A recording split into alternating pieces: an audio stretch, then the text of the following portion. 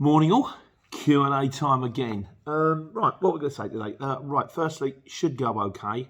I've got a new phone because I dropped the other one and smashed it. They ain't half dear, these things. It's not a phone anymore. I've got to tell myself, Peter, it's not a phone anymore. It is now a computer in your pocket. And I said to myself, the next time I upgrade, I'm not going to buy one of these fancy, flash, trendy phones. Just get myself something basic. That way it doesn't matter so much if you drop it. Sure, it'll be fine. And sure enough, after breaking my S21 Ultra, I went for the top-of-the-range Samsung Z3 Fold. My wife just looks at me going, how much? But having said that, it's brilliant. It is. But I'm sure it'll work fine. I'm going to bang a video out, just like initial reactions. And I want to show you how it works, because you can do this, it opens up. It's not a phone. It's not a tablet. It's a phablet. That's just rubbish, whoever came up with that. But anyway, I'm going to show you how it works, because it's blinding, because you can have two apps next to each other, and I've had to buy a new cradle for the L'Oreal. I'm pimping my ride at the moment. Yeah, man. Where that came from, I don't know. But anyhow, we'll get off that subject. Secondly, thanks very much for all your comments, because we did a video, and I kind of thought it might go this way, on Euro 5, Euro 6. And part of the comments on it, brilliant, both sides, really, and things I hadn't thought of and things to weigh up. So what I'm going to do is I'm going to split Sunday Q&A into two this week. I'm going to do your normal stuff here, so you will get to miscellaneous quicker for those of you that want to force order that. That's blinded for you. And I'm going to do one dedicated just to Euro 5, Euro 6, because that way I can link the two videos together, and it means that anybody who's thinking, oh, I don't want to go Euro 5, do I Euro 6, you make some good points, but you know, I can go like this is what everybody else thinks. So that's what we're going to do. So so we're going to go straight into it today. An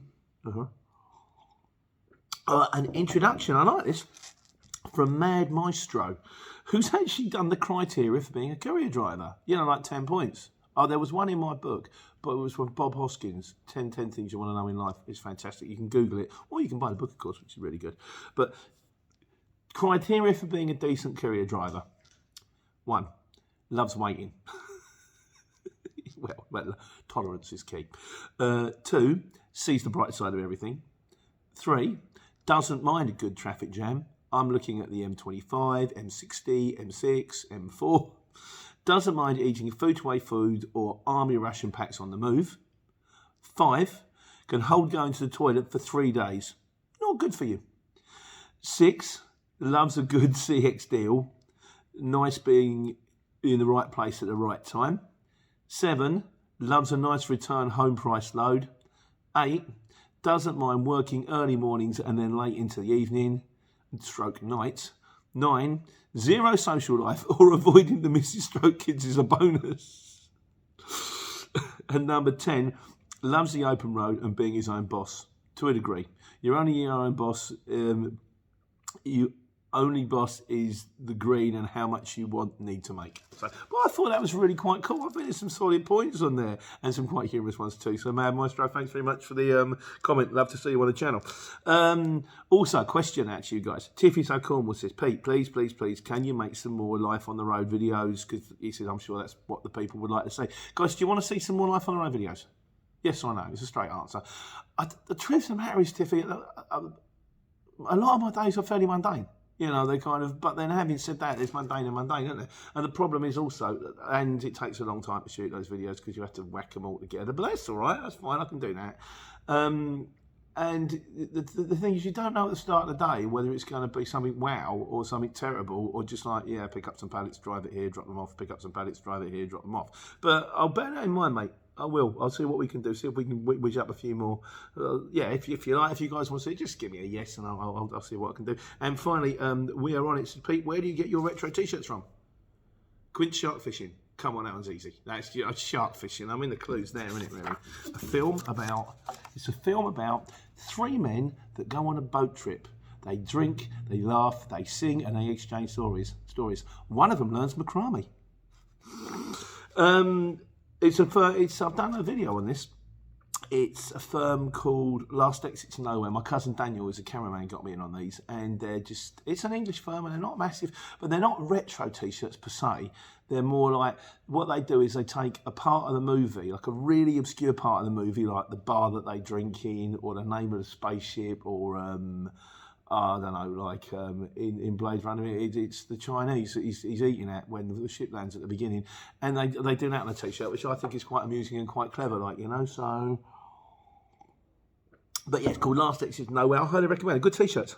Cotton, 100% cotton. They normally cost about a score, which isn't too dear. They fit well. I've got the hoodies as well. Hoodie here. Also says Quince. It's my wife's favourite film. But yeah, good firm. Please endorse them. I get nothing, but actually I say that. No, they gave me 20% off one of my Christmas orders, so every little helps.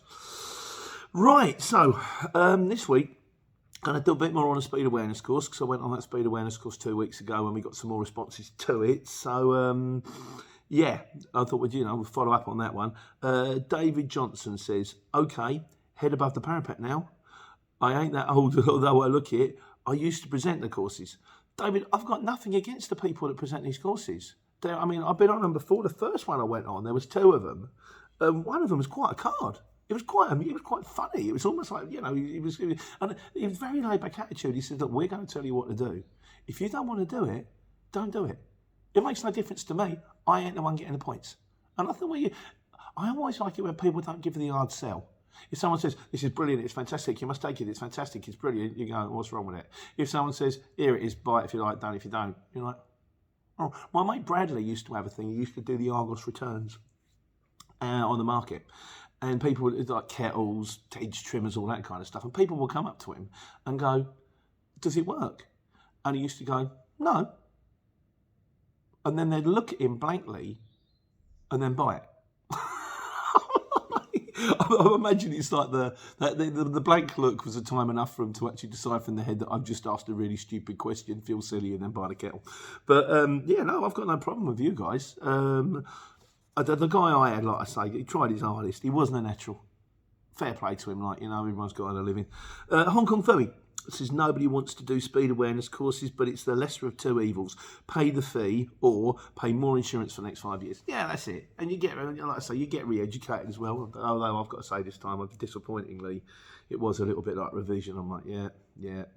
Okay, I got that bit wrong. Yeah. Oh, well, there you go.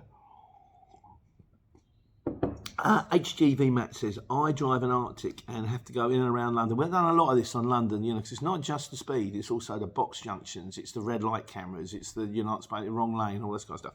He says, I drive an Arctic and had to go in and around London all week.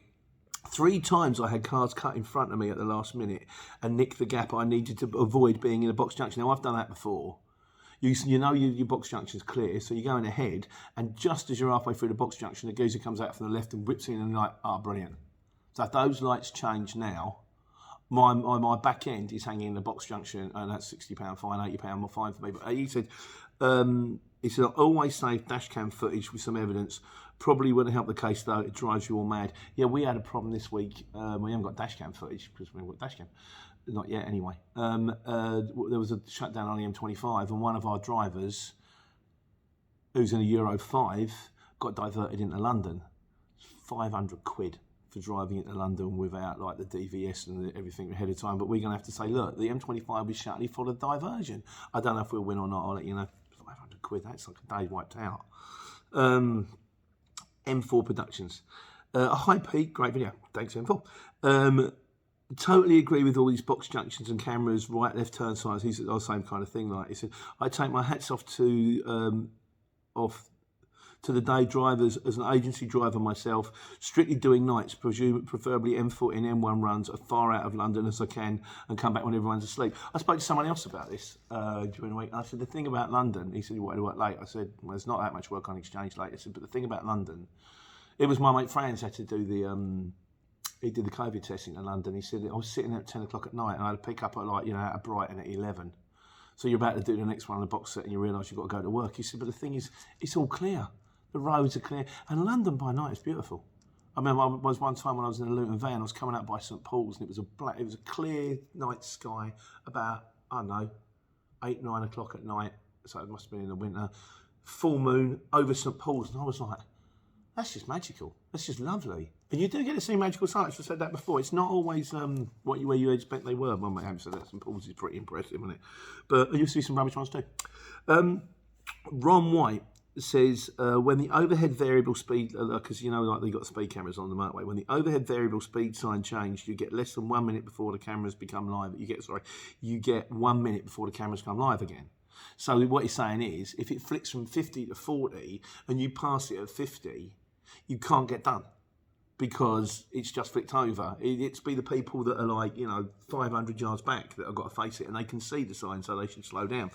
Well, that wasn't the problem I had. The problem I had, and I've had it this week as well, when you can see the gantries, I can see 3 gantries up ahead. This one says 50, this one says 40, and the one up ahead of that has got a national speed limit apply sign on it, and there's no traffic between all of them. And I'm like, you guys in the computer system that are flicking across these gantries have really got to get clever about this, because if you weren't looking, you could sail right through that, look at 50, look at national speed limit applies, miss the 41 and get done on a camera. And it's easy enough to do. I mean, you should pay attention to your driving, obviously, but again, it's easy enough to do. Dale Steele says, personally, I think speeding and HGV should be dealt with more severely simply because of the damage they can cause. I see Arctic drivers on their mobile phones and think it should be an instant ban from driving. I believe it probably is. If you get caught on your mobile phone while driving, I think it's now £200 fine and 6 points on your licence. And if you're in an Arctic, and Urban Trucker said this, I don't know if I got this one on this one, I might come out on tomorrow's one. He said that if you're caught and it's dangerous, they'll drag you before the traffic commissioner. So it's not quite as straightforward as the fact that we get the same points as everybody else. If they deem you to be doing something, because you're driving a 44-ton truck, you can do a lot of damage with that. If they deem you as being dangerous, they imprison you. They can do. So yeah. Why is that there? Ah, yes, of course we're on that one. Right, so that was the speed awareness courses. Now, because like I say, we're going to jump the Euro 5, Euro 6, and we'll go on to trucks. And like I say, we'll do Euro 5, Euro 6 tomorrow. M4 Productions again, because we're talking about what's the best truck to drive. Because I can't really comment. Although, because I've only ever driven a DAF or an Iveco, he says Volvos are great trucks when it comes to the FH and the FM. You really feel like premium, but the Volvo FLs don't, not so great. He said you only tend to get them in rigids and you avoid them unless you want knee pain, because the knee goes up and down and there's a cup holder that keeps banging into you. Personally, I prefer DAFs to Mercs. I find the steering smoother on DAFs. On the subject of automatics, it's really hit and miss. I've driven DAF CFs that fly through roundabouts from when the light goes green, and some CFs that hardly move from green. I presume that all you do with the spec is to do with the ECU settings. Yeah, I don't know, mate, to be honest with you. The reason I think I've said I quite like DAFs is when we started buying trucks, when we're looking to buy trucks, I'm driving down the motorway and I look the other way to see what trucks are going past me, and it goes like this: DAF, DAF, Volvo, DAF, Scania, DAF, DAF, DAF, Mercedes. It's like that. It's about 2 to 1. Or 1 to 1. There's one DAF for every other make of truck, which makes me think it's like the Ford thing, it's the Transit thing. They might not be the greatest motors in the world, but there's plenty of them, and if there's plenty of them, that means there's plenty of parts when they break down. So that's kind of why I went for the DAFs, and my mechanic rates them. And I mean, don't get me wrong, I've been driving around in one for about 2 years' time, and that is absolutely lovely. She's great. I love the motor. Comrade Bismarck, on the subject of sleeping out in the truck, he says, I always sleep in the truck. £89, that's my profit for the day. Just stop on some truck spot, get some showers and get a wash up. If you don't want to pay the truck parking, go to the lay-by nearest at least. Yeah, I know what you're saying, mate. I mean, in fairness, most of the time I stayed out in the lorry was during the lockdown. And during the lockdown, you could get a bed for the night for between 30 and 42 quid. And when you bear in mind that if you're at the truck stop, it's £28 with tea. And it's like £28 with tea or £35 without tea. But I get a bed, a shower, a telly. I'm like, well, I can live on a sandwich. And I'm going to go there. And also, because I'm kind of owner-driver, my profit for the day is more. So I can actually afford that little bit of luxury. And also because I don't do it all the time. You think, well, look, I don't mind sleeping in the lorry. I've slept in the lorry several times. But I would always say I'd do it on day one. On day two, by day two, I'm starting again. And I also don't think, also, I keep trying to defend myself here, don't I? It's not the same as having like a class 1 where you've got the nice big bed and you can stand up and have a strip wash. With mine, I'm kind of doing this thing, and then I click that and that goes there, and boom, and that goes down there. And once you're in, you can't get out. And it's not quite the same level. I think if I had a better truck, not a better truck, because there's nothing wrong with that. If I had a different truck with a proper bed, like an 18 ton, or and space to stand up and all that, I'd be much more likely to stay in it. Which we'll see. Andy Darwin says, I work for a big haulage firm. The day drives class 1 and class 2, all day out with loads of drop. How do you make it pay with 2 jobs and knock? This is something else that's come up recently, and James Ford goes on, and this is a follow-up comment. He says, these idiots running 44-ton Arctics for £500 per day is absolute madness. The thing is, and I was speaking to my mate Ian about this, and he works out of our yard, and he's a lovely guy, I really like him. He shares my mechanic, that's how I bumped into my mechanic. And he's running 3 Arctics now, he was running 4. He said, but I got tired of having drivers that couldn't drive. And he said,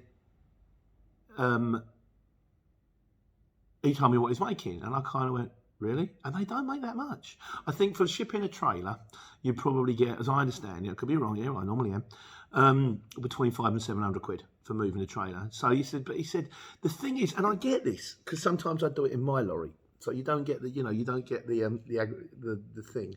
Whereas what you do is I go down to Purfleet, pick up a trailer, drive it to Coventry, drop it off. That's it. He said, and then what they'll do is they'll say, you've got one for the morning, so I'll go down to Purfleet again, pick up another trailer, drive it to Bristol, start getting to Bristol about 2 o'clock. I think he starts early. Park up, watch me telly, put my feet up, have a relax, go to bed in the morning, drop it off in Bristol, and it's back to Purfleet. So they're not making fortunes, but there's not so much aggravation. When we're doing the 2 jobs, and I had Harry on, bless him, he was on site for half an hour, even just trying to get through the gate. He was going out at the night time. We get a lot more grief. So it's kind of like, well, I'm here, I can't find the place. I found the place, it's not ready, it's not there. Okay, we've got it on, I can't find the next place. Oh, they've told me that the place I'm going to is somewhere else. It's not like just click and go. And you're going to get loaded. Is it forked on? Is it handball? The next one, is it going to be off on a tail lift? It's not quite as just like there's your trailer. But having said that, they do. I think the money that some of these Arctics are going, I remember my mate Will he was our old mechanic. He's a friend of mine actually, and he said he had a mate who used to ship trailers in Amazon. So he'd be like from Luton to Amazon, and they wanted to pay him like 200 quid or something like that, £180. At which point I've gone, what? For moving like 24 pallets, they want to pay 180 quid, so that's what they pay. I went, oh, that's not good, is it? He said, well, they don't pay waiting time. It was 4 hours getting into Amazon the other day. I went, if that was me, I'd flog the Arctic, flog the trailer and buy a small van. You don't need that kind of grief for that kind of money. But what I have learned in life is people will work for whatever they're prepared to work for. And if you can find someone who's going to do it, you're going to let them do it. As my mate Dave the Chris says, there's plenty of work for those who work for nothing. But to me, I just went, I can't see it. I mean, obviously, presumably, his normal day is pick up a trailer in Luton, pick it up at 9 o'clock in the morning, have it at Amazon at Milton Keynes at like 9:45, get out at 11:15. Okay, £180. That's all right, isn't it? But it's got to go smoothly. I would say they don't pay waiting time. Even taxis get waiting time. Right. Now, the wise guys. So it's the questions that you asked that I couldn't answer. So what we got coming on here. Someone asked about the VAT and the mileage and all that kind of stuff. Hong Kong Fooey says you can't claim VAT off fuel if you claim mileage. Once again, don't really know what that means. I've got a fuel card. I just hand it over. Al's been sorting out accounts and all that stuff this week, so that's kind of good to know they're in place. Yeah, so I hope that answers your question. So Nefarious Steve Campbell says, Newcastle is not getting a clean air zone. They decided against it. Instead, they reduced road space in Gateshead leading to Tyne Bridge, and the Tyne Tunnel is now free-flowing instead of needing to stop and pay tolls. So it's more like Dartford. So presumably what they're trying to do is increase the flow of traffic so it's not sitting there with the engines running, pumping out all that horrible stuff Alan Bray says the pallet network doesn't like. So I was trying to work out how the pallet network lies. I'm still trying to get my head around it. He said if you have 10 pallets to collect, then the lorry collecting doesn't drive all over the country to delivers it. Yeah, of course it does make perfect sense. Of course it does. It goes to a hub, Then your 2 pallets go to Wales on a night truck, say Cardiff. 2 pallets go to Newcastle on a different lorry in Gateshead. The next morning they get loaded onto lorries doing multi-drops. You can't get charged for an 18-ton to deliver. That makes, I assume that's how it works. What I can't work out is how they do it so cheap. I mean, I think the cost of shipping a pallet is like between £40 and £60 a pallet. So that pallet's got to you've got to have someone go and pick it up, then take it to the hub, then load it on another truck. That's then got to go from like London to Newcastle, where it gets to another hub, where it gets unloaded, and then it gets loaded on another hub, another truck, where it gets dropped off. So there's there's 3 lorries involved, plus firms, and they're all doing this for 40 quid a pop. Are they making money? That doesn't sound like a lot of dough to me. Obviously they are, because they're thriving, but I can't crunch my way through the numbers on that one. I find that frightening. Van on the Run says, so am I right in reading that it's gone back to Pallet Network again, the Pallet Networks work on a fixed price, a bit like putting a stamp on a letter. I would have thought a Pallet Network would be the answer, assuming that because this is a guy who was trying to work out how to get stuff out of Heathrow going, it was Ash, I think, might be someone else, trying to get stuff picking up out of Heathrow, and it might be a run, it might not be a regular run, and we said Pallet Network's probably the way forward. Is it as straightforward as moving a pallet is 40 quid? Or is it depends where it's going? Surely it's got to be where it's going. Please, you guys that know much better than me, pretty much everyone, please enlighten me. I'm just curious. Right, long one from the Urban Trucker. We mentioned him earlier. He said, Pete, on the subject of what people do, yes, because the guy said, what do we do during the quiet months? So what do people do during the quiet months? On January and February, I get nearly all my MOTs and big service and the maintenance done on my trucks and trailers, and try to get all the MOTs done as well this time, as it saves the vehicle downtime during the busy times of the year. Makes perfect sense. The comment about what make a truck to operate, I always say the make of vehicle you want to run, you run the vehicle you want to run. I want to run a Merc. I just like Mercs. I used to have a Merc Sprinter. I liked it, and I've seen Harry's, and it's got a control panel that looks like something at Space 1999. So I want one of them. Showing your age there, Peter. I remember when Space 1999 was in the future. It's 2021. It's been out of date by 22 years. I'm getting old. Right, yeah, whichever truck you want to run, like, you know. He says, unless, of course, you have to drive one for a certain employer. There's a big difference in driving a truck for yourself and driving one for someone else. Yeah, there is that thing I said before. It's like, you may find, I said, if people are starting on the exchange, start in the van you've got. Don't go out and buy a van. Just start, if your van is good and it's reliable, use it, because you might be running for a week and a guy might pull you in and go, look, we need you every day, but we really need a fridge van, but we nearly need a flatbed, but we really need a small van, not a big one. And then you've done all the money and realise a week into it, you found a customer and you got the wrong motor. So, yeah, I get that though. But you drive the, you're going to, the way else I figure it is you're in that truck or in that van 9-10 hours a day, every day. Get something you're comfortable in. Get something you're happy with. Get something that makes you smile if you can. The cost of operating, leasing, because I actually said to Al about finance this week, because we're kind of up to 4 lorries now. We started in Coventry. It's going well. Guys have been cracking it every day so far. Welcome to the firm. I forgot his name. It's not good, is it? I haven't spoken to him. I've only spoke to him once, in fairness. But I've said well about leasing, but the problem with leasing, of course, is if you tie yourself into a lease agreement and then work dries up, say there's a pandemic again, you've got 4 trucks sitting there, you've got to pay for, and you've got no work, it's a bit like, ooh. But I said if we get a contract, which will be my job probably when hopefully if things get a bit better, to go and try and finance a contract, then I'd consider leasing, because if you can go, well, look, we've been guaranteed this money for 2 years, so we can afford to spend this money for 2 years, and that kind of thing, like, you know. But he said what we'd rather do is get our own fleet, get it organised, get it sorted. But we're going to be discussing this tomorrow on the Q&A about Euro 5, Euro 6 leasing, buying, that kind of stuff. It's come up to a lot of good points being made. Please tune in. Right, cost of operating, leasing or financing a truck. Leasing companies will check to see if you have room on your current operator's licence before they deal with you. You may be asked to remove a vehicle from your own licence before releasing the vehicle to you. If you don't have room, it's an easy process. You go to the online system, knock off the one that you've got and put on the one you haven't got. Yeah, because I've kind of got to do that. I've got to change. I've got the lorry that's in Coventry is registered here, and the lorry that's here is registered in Coventry. I've just got to knock it. But as you say, you just go online, click it off, click it on again. It all appears. They'll send you through 2 new blue discs, which don't actually say where the operating centre is from anyway. So I don't think they're too scared about it. We're cool. We've done everything right.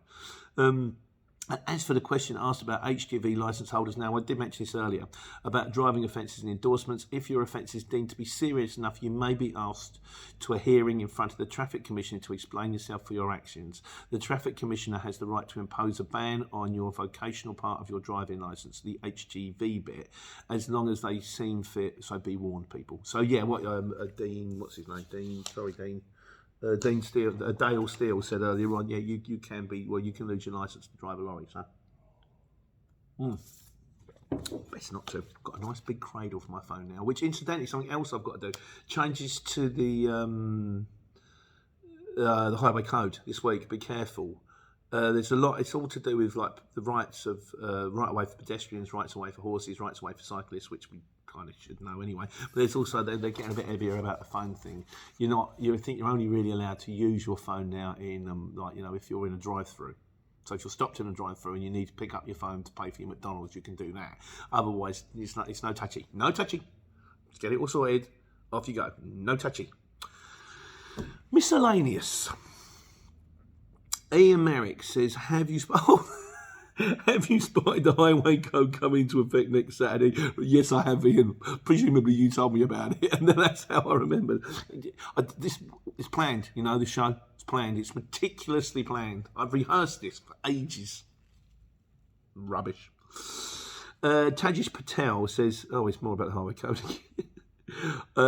It should be noted that the 2022 changes to the highway code means that you can now no longer touch your phone for any reason.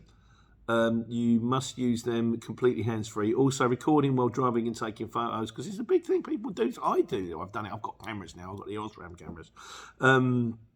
Osmond or something like that. No, they sang Love Me for a Reason, didn't they? That's not a camera.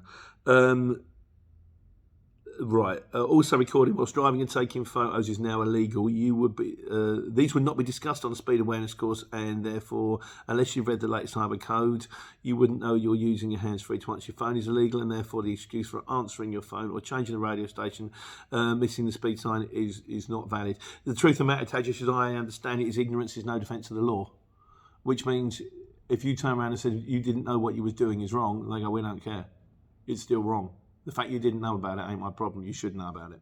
But yeah, you're right. I'll see if I can drill into that. I have had a quick look on the internet. It's not super clear, but it's still a bit vague, I'll be honest, about the mobile phone thing. I did have a quick look at it. It's still a bit like, well, I don't really know what that means, but bearing in mind the fact I don't know what anything means, it's no great surprise.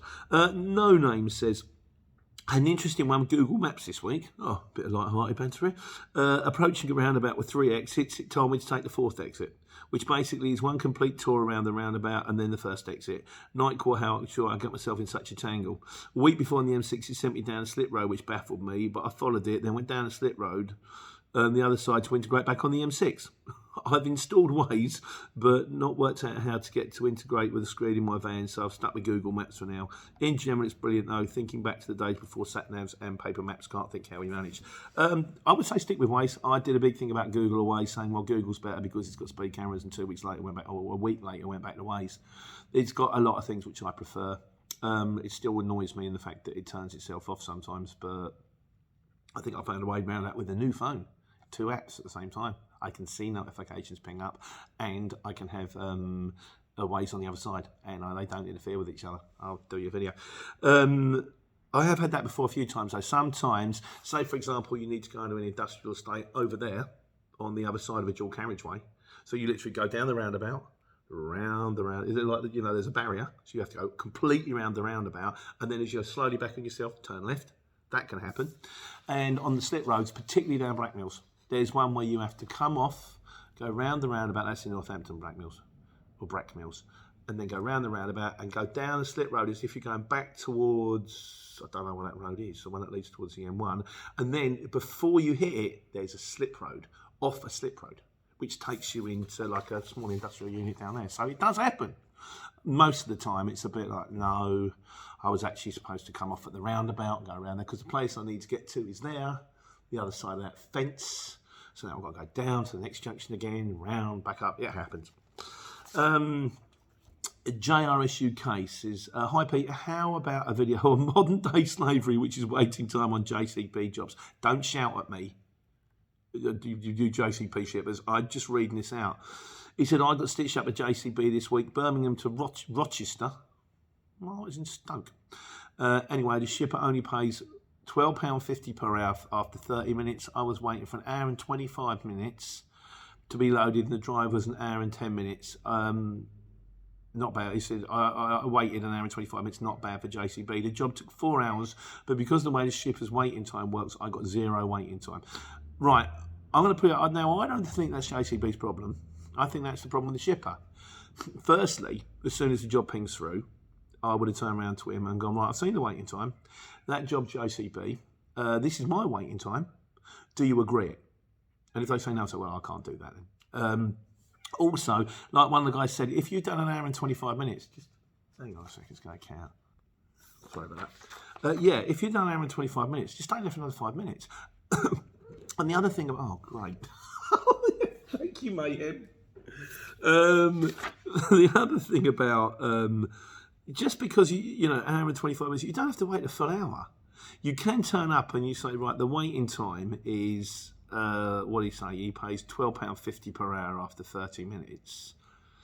So a small van's a little bit mean, but it's okay, doable. So, well, I haven't been here for the, you know, you've had your 30 minutes free, which in fairness should be 20. I've been here for 55 minutes, so I won't charge you the full £12.50. Just give me 11 quid. You know, because you're still entitled to time. You're entitled to any time after that first 20 minutes. You can do it in increments or not. You can. I know. I think Longfinger says after the first 20. After I think he said after half an hour, my waiting time is so much per 15 minutes. So it's like just because you haven't been there for the full hour, you have still been there for 85 minutes. You get 30 minutes for free. He owes you for 55 minutes. And that's what I would have said to him. I said, no. Then he said, bonkers. Yeah, you're right, he's bonkers. Unknown user says, Pete, thanks for answering my question at the end. I'm going to look at a van this weekend. Got another question. Do I need to set up as a sole trader or a limited company, as I've already got myself an account and I'm looking to start with CX next couple of weeks? Mate, set up as a sole trader. If you're not limited, don't set up as a limited company. They will charge you more money if you set up as limited. Because they'll go, well, you're a business, you've got to pay this, you've got to pay that. You say, I'm a sole trader, it's just me in a van, I'm going to keep it simple, I just want to run little bits, pocket money, just don't be as unassuming as possible. Do you want this? You need fleet, you need to be out post jobs? No, I don't want it. I want the most basic package you can give me. The most basic package is all I ever worked on when I started. It gives you plenty. The thing is, if you want to upgrade later, if you go, well, I could really use that, ring them up and go, yeah, I want fleet. Yeah, I do want to post loads. Or there's a guy who actually wants me to do 20 jobs from a day. I do want this. They'll take your money and they'll turn it on instantly. But if you buy it to start with and go, oh, I've discovered I don't really need it, they go, really? Bad luck. And then try getting out of it, you know. So take the most basic package you possibly can. And Christian Sutton says, Pete again answers his question saying, Q&A, no problem, Christian. Another one. I'm all signed up now. Noticed on 30-day invoicing it can be changed to 7 days. What do you think of this? Does anyone do 7 days invoicing, or do you stick 30 days from invoicing? You can change it to whatever you like, Jason. You can tell them I want payment, or you want cash on delivery. You can say I don't care if you don't pay me for a year. I recommend 30 days. 30 days is a reasonable amount of time. That gives there's a possibility, you know, the shipper will post the job, you'll collect stuff, then they'll have to invoice their customer, and that gives them 30 days for them to get all, it gives you, say, 7 days for you to send the paperwork back to them, 7 days for them to send the paperwork over to their customer, and then 14 days for their customer to pay. And then after that time, you can go, well, you got the paperwork 2 weeks ago, I'd like my money by now. And then their money goes in and then they can pay you. To us, 7 days, you're asking for a big firm. A lot of these, they used to go, we require 60 days, we require 90 days. Why? You don't need 90 days. If it takes you 3 months to get the money out of your customer, you've got the wrong customer. So I think 30 days is about right. But that's just my personal opinion. Like I say, you do you. You guys all do you. You do whatever you want to do. And in conclusion, as usual, the nefarious Steve Campbell says, because we're talking about where the Yorkshire tea plantation is, I still haven't tracked it down. Apparently, we've got a few new leads. Yorkshire tea. Steve Campbell says it may be a hemp plantation in Oldham or some other kind of crushed up plant sold in bags. Yeah, thanks, Steve. You've really got to get out of this frame of mind, Steve. And Dale Steele says, yes, it's true. The tea is grown between Leeds and Oldham, right next to the Warburton fields where they grow loads of pre-cut white bread. So I should be looking out for them too. So the Q&A done. Like I say, I'm going to record. I've got to go and do the lorries now. I've got to go and do cards and meet Mark and PODs and stuff like that. And then, but I shall record this afternoon the question and answer thing on Euro 5, Euro 6, and that'll go out Monday night. So yeah, I hope it all helps. It was some good points. Please give it a gash if you're interested. And you know what to do. Take care. Take money.